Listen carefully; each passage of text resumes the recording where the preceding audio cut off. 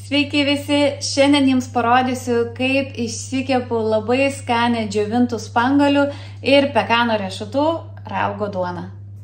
Visų pirmiausia, 100 g pekano riešutų paskrudinau orkaitėje ir palikau pravėsti. Taip pat atmatavau 100 g spanguolių, o naudojau šiuos riešutus ir spanguolės iš Lidl.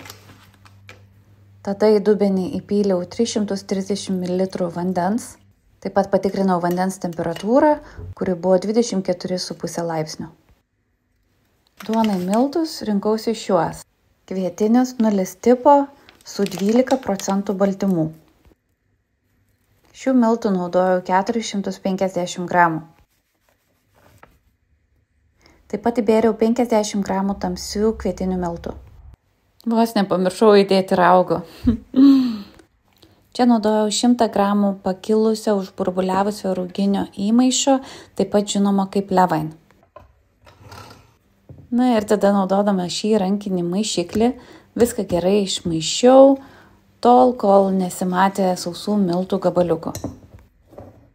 Po maišymo tešla atrodė taip, tada tešlą uždengiau rankšluostuku ir palikau pailsėti kambario temperatūroje 1 valandą.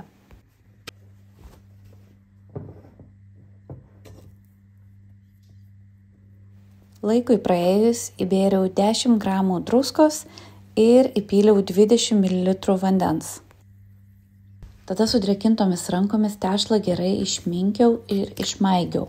Taip, kad druska pasiskirstytų tolygiai po visą tešlą. Viso tešlą dubenyje minkiau apie 3 minutės.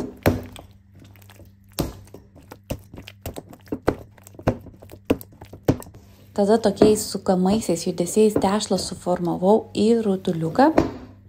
Naudodama grandiklį tešlos likučius nugramdžiau nuo dubens sienelių, kad vėliau būtų lengviau išplauti dubenį.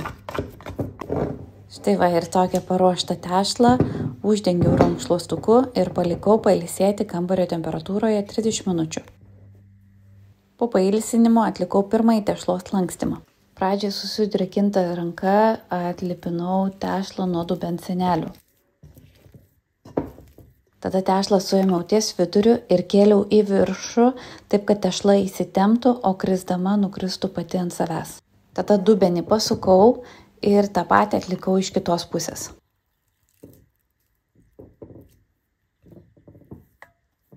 Dubenį uždengiau rankšluostuku ir palikau tešlą pailsėti 30 minučių.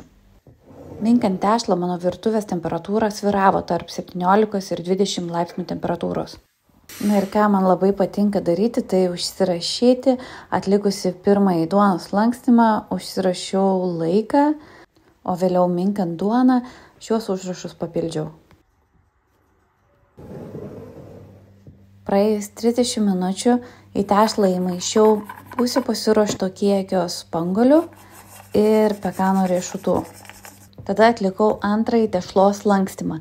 Vieną kraštą tešlos kėliau į viršų taip, kad tešla įsitemptų ir tada lenkiau į centrą.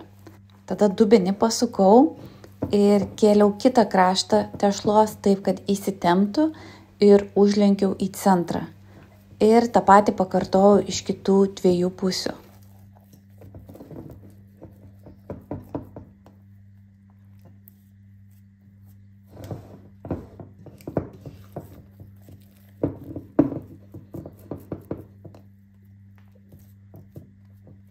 Štai kaip atrodė tešla po lankstymo, tada uždengiau rankšluostuku ir palikau pailsėti 30 minučių. Laikui praėjus subėriau likusias spanguolės ir pekano riešutus. Spanguolės ir riešutus švelniai įspaudžiau į tešlą. Tada atlikau trečiąjį tešlos lankstymą, tokį pat kaip ir prieš tai. Ėmiau už vieno tešlos krašto, jį ištempiau ir tada užlenkiau į centrą. Ir tą patį pakartojau iš visų 4 pusių.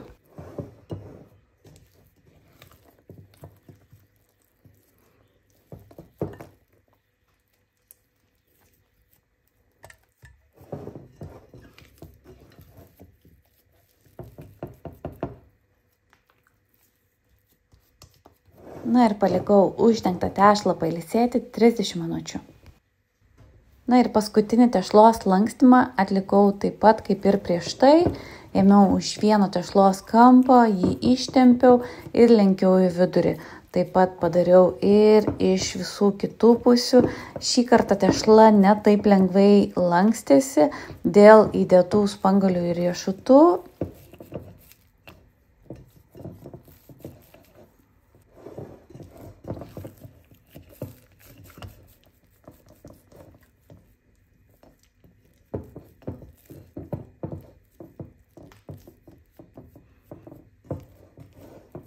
Na ir tada tokį suformuotą tešlos rutuliuką uždengiau ir palikau kilti kambario temperatūroje. Na ir štai, taip atrodė tešla po kambario temperatūros kilimo. Ant tešlos paviršiaus matėsi tokie nedideli burbuliukai.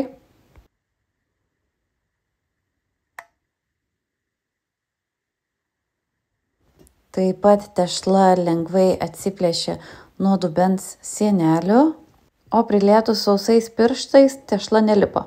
Visi šie dalykai indikavo, kad tešla yra gerai išrūgusi ir pasiruošusi keliauti į šaldytuvą. Na, tada stalviršį pasibarščiau ryžių miltais ir grandiklio pagalba išverčiau tešlą iš dubens.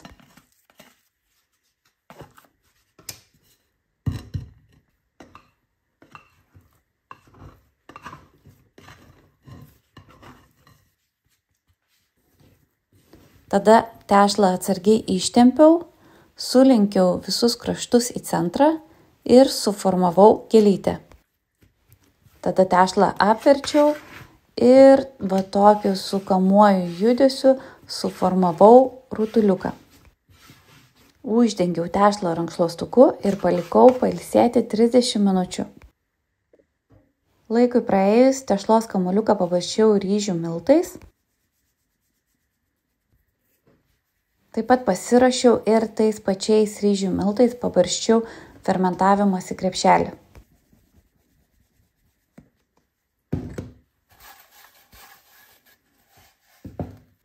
Tada pailsėjusią tešlą apverčiau, atsargiai ištempiau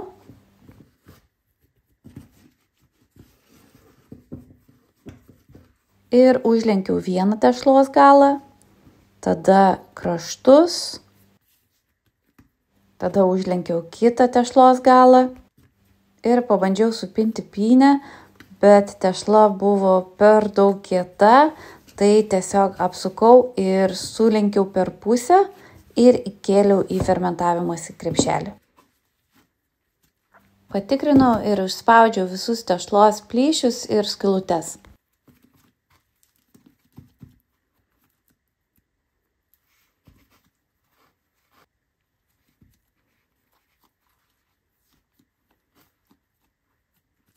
Štai va ir tokią paruoštą tešlą uždengiau ir įdėjau į šaldytuvą šaltai fermentacijai per naktį.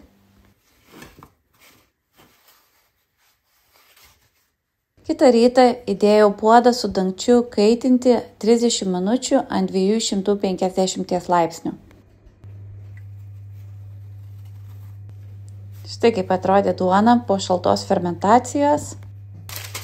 Atsargiai išverčiau duonos tešlą ant kepimo popieriaus. Naudodama tokį šepetėlį nuvaliau miltų perteklių.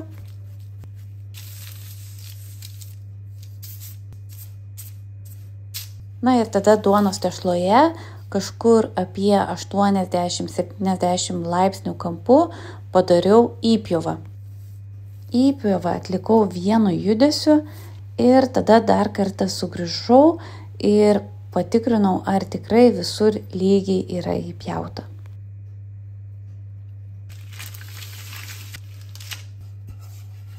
Na ir tada paruoštą tešlą įdėjau į įkaitusį puodą, uždengiau dangčiu ir įdėjau į orkaitę.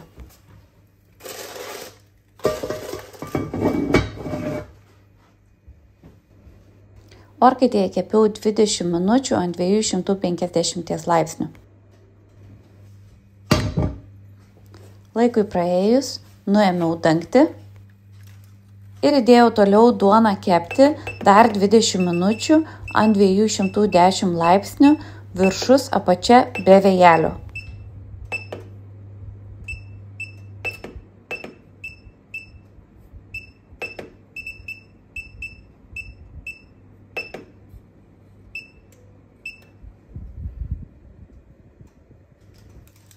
Iškepusią duoną išėmiau iš puodo ir perkėliau ant grotelių. Duoną palikau atvėsti 1 valandą.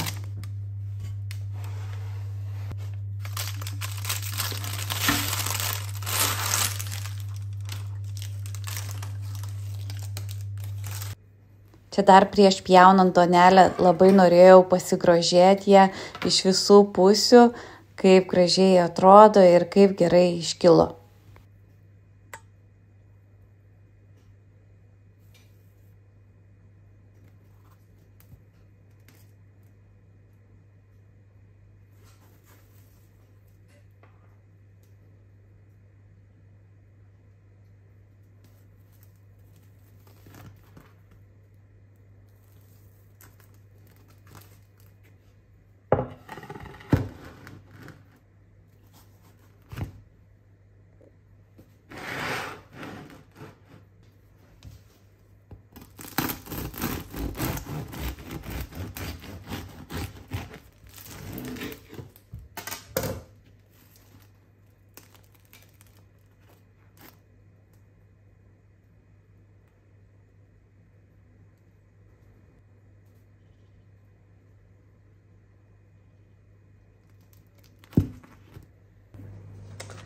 Esu be galo patenkinta, kaip išėjo duonelė, tikrai labai graži. Ir ką, belieka man tik paragauti.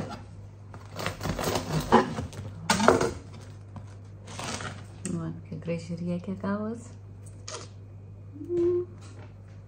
Tai ką, ragauju.